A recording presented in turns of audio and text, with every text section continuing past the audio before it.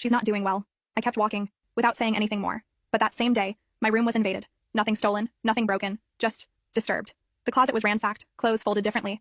My Princeton Notes notebook was on the bed, open to a page where I had written, months ago, that I didn't know if I could handle the pressure. That sometimes I felt alone, displaced, as if I were acting a role that wasn't mine. On the page there was now a new note.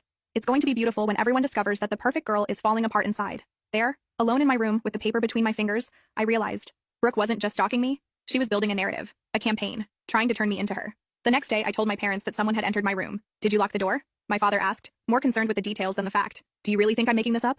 My mother tried to hug me. I pulled away. She's still here, even from far away, I said. And you keep pretending it's just a phase. It's not. She's dangerous. They didn't respond. That night, I locked the door with a key. I hid my notes, changed the passwords on all my devices, and left my phone recording in silent mode, pointed at the door. Nothing happened that night. But the next day, the video showed something strange. At 2:43 a.m., the hallway light turned on, and my room's doorknob turned twice, unsuccessfully. Then, silence. The light went out. Goosebumps, heart beating in my stomach. I showed the video to the principal. I showed it to my parents. Everyone fell silent. Do you think it was her? My mother asked. I just replied, if it wasn't her, then someone even worse is still loose around here. It was only on Saturday that I received the call from Aunt Anna. She's not here anymore, she said, straight to the point. She left last night, said she was going for a walk, left her phone, took money, and didn't come back. My father dropped the phone on the table. My mother sat on the floor, without saying a word. Me? I just closed my eyes.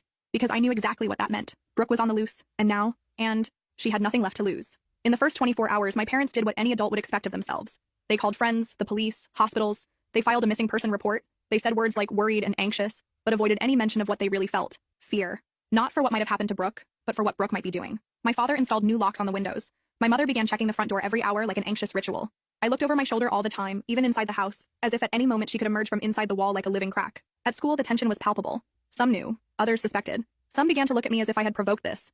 Ryan was among them. He stared at me in the hallways with that air of someone who thought he knew something important. I pretended not to notice, but I knew he was with her. Emotionally, at least. Maybe more. On Tuesday, I found my locker vandalized. Those who climb by, stepping on others, fall bleeding. They notified the administration. They cleaned it. They gave a generic warning to the entire class. Nobody took responsibility. I didn't cry. I didn't tremble. But that night, my father slept with a kitchen knife beside his bed. And my mother put a chair blocking their bedroom door.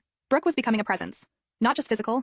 It was as if she had infected the environment, a fever spreading in the looks of classmates, in the fear of teachers, in the complicit silence of the neighborhood. Because what nobody wanted to say out loud, but everyone knew, was this. Brooke was capable of anything. And then she appeared. Not at home, but at the graduation speech. At my graduation. There was a week left. I was invited to give the main speech as the class standout.